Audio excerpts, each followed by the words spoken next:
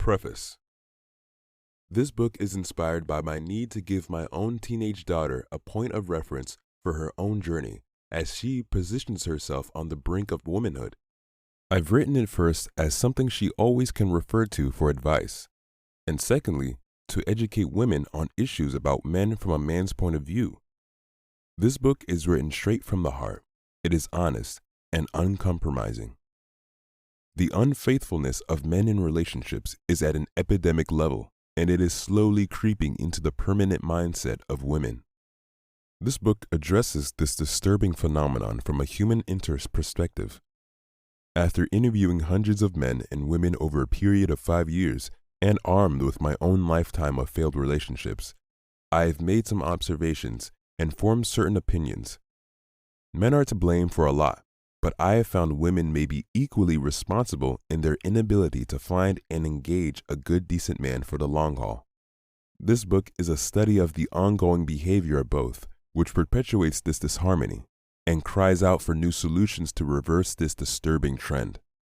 The inability of Black men and women to form long-lasting familial relationships has a direct social and economical effect on the quality of life for Blacks and spells a bleak outlook for our future.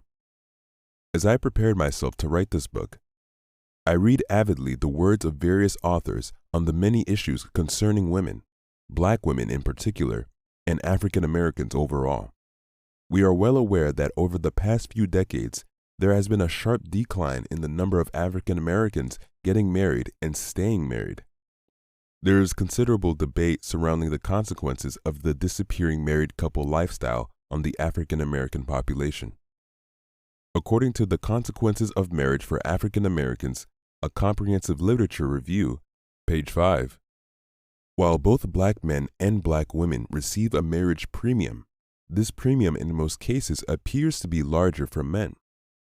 Put a bit differently, Black women overall seem to receive less benefit from marriage than do Black men.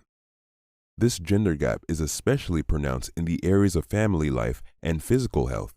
In fact, married Black women actually report poorer health than do unmarried Black women.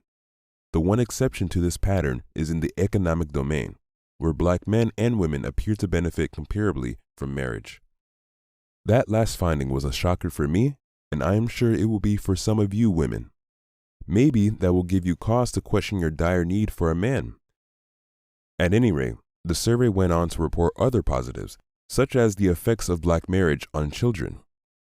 Black children of married parents typically receive better parenting, are less delinquent, have fewer behavioral problems, have higher self-esteem, are more likely to delay sexual activity, and have moderately better educational outcomes than the children of non-married Blacks. Well, thank God for some good news. I am encouraged about something. The report also points out that marriage is an enabler in the achievement of economic success for Blacks. Marriage typically increases the income and the economic productivity of individuals.